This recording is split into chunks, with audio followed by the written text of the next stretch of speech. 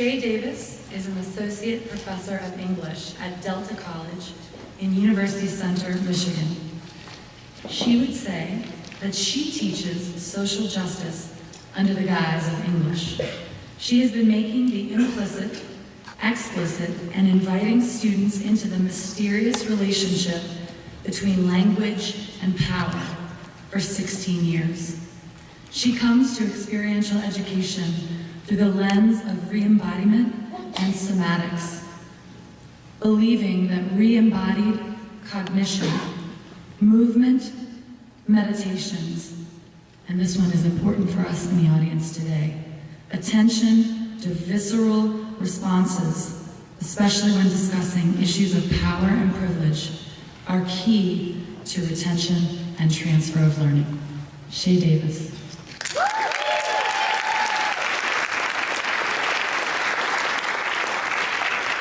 She really makes you sound smart, right?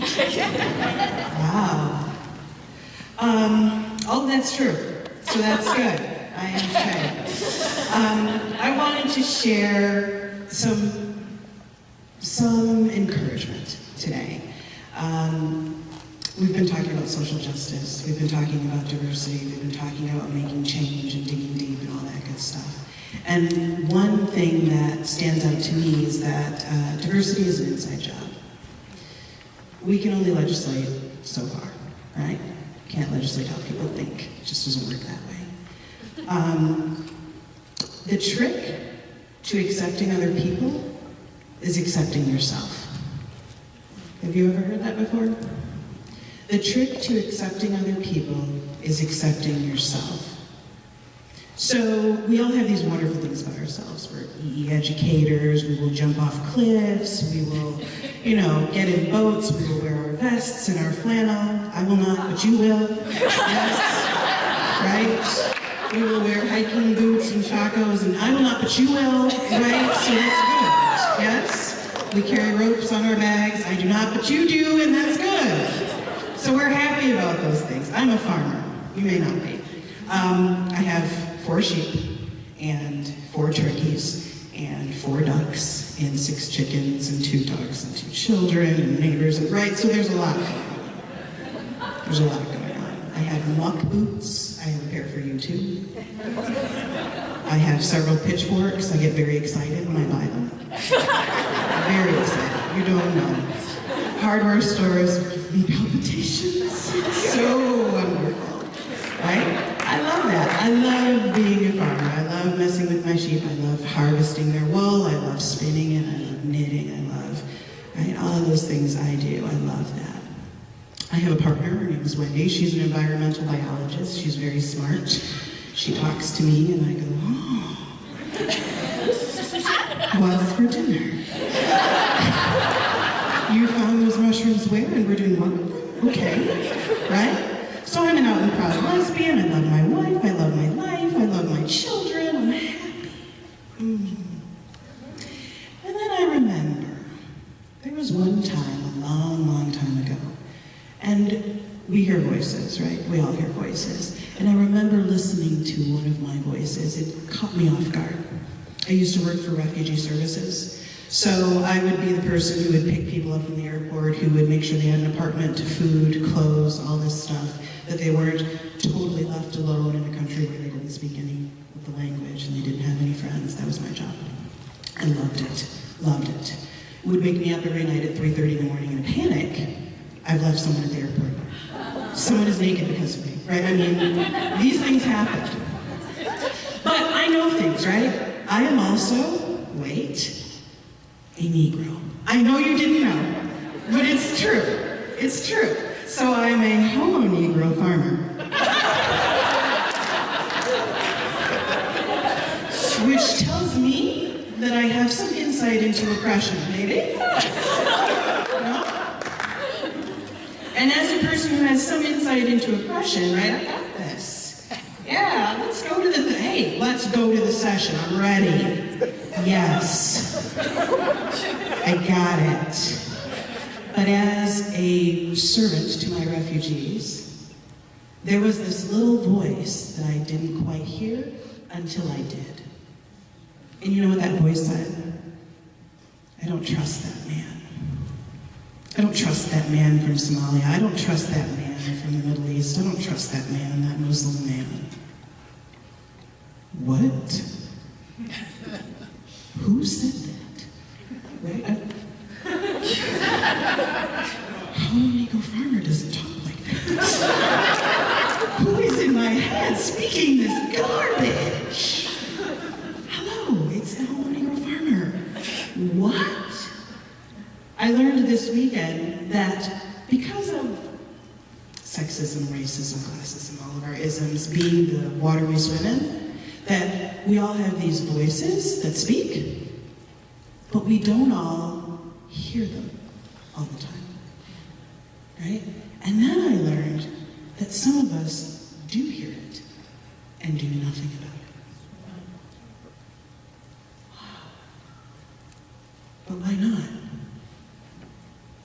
Why not? Because it's scary. Homo Negro Farmer is awesome. She is awesome. I made this dress. Right? I mean, I'm awesome. So, awesome Homo Negro Farmer absolutely does not want to also be a prejudicial person. Except she can be. And I'd love to tell you that I never, ever again, never once had those kinds of thoughts about any person in my whole life. That is so not true. Right? And I know better, I promise. I know better. But it is also the water we swim in. And my responsibility is to make sure that every move I make, every intention, every motivation, every step, every word is clarified. And that means me. That starts within me. Diversity is an inside job. In this room, we have some of the world-famous diversity champions. You may not know it yet, but you are. Your responsibility, I know, isn't that terrible? I'm such a teacher. Your responsibility is to ask the hard questions and be willing to have the conversation with yourself. In the work that you do, how do you really feel about the people you serve? How do you really feel? In the work that you do, are you living your dreams on the back of somebody else's suffering? In the work that you do, are you reliving your youth in the hopes of changing that past? And your clients, your students, your folks are simply a catalyst? In the work that you do, are you there to save somebody? Is that the point? When you can accept all of that awesome stuff about yourself, right? We have to work hard at that even. That's fabulous. And then when you can accept all of the less awesome stuff about yourself, that gives you power. Because you're no longer afraid of anybody finding out. And when you're not afraid of anybody finding out how much of a hot mess you can be, right? A hot mess. Just awful. You have no idea. But just remember I made this dress. When you're no longer afraid of people finding out what a wreck it can be, then you can share, then you can hear, then you can be there. Then you can say, you know what? I work with at-risk youth because I am white Jesus. I am here to save these kids, and I can do that. Or I work in outdoor, or I work in indoor, or I do these things because I know that if I totally lose every cent, if I fall off a mountain, my mother, my father, my cousins, my aunts, my family will pick me up. Do you ever wonder why you don't see many people of color in the fields that you might be working in? Is it possible that they don't have that unspoken, unseen safety net? Right? What about that economic history that goes behind letting you go off after college and do whatever? Yes! Right?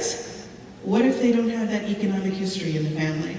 What if your parents rent your room out as soon as you are gone? Because they have to, or because they need to move, or because, yes? Someone once told me, honestly, that black people don't like to camp. What? Why? But I actually have also heard that it's not safe. Did you know that out in the woods, right? Remember we heard this? Things happen in the woods that are not safe. There is more going on than you may be aware of. And there's more going on inside yourselves than you may be aware of. And you have that responsibility to accept both yourself and the people around you. You owe them that. Diversity is an inside job, and you can do it. You really can. And I made the stress.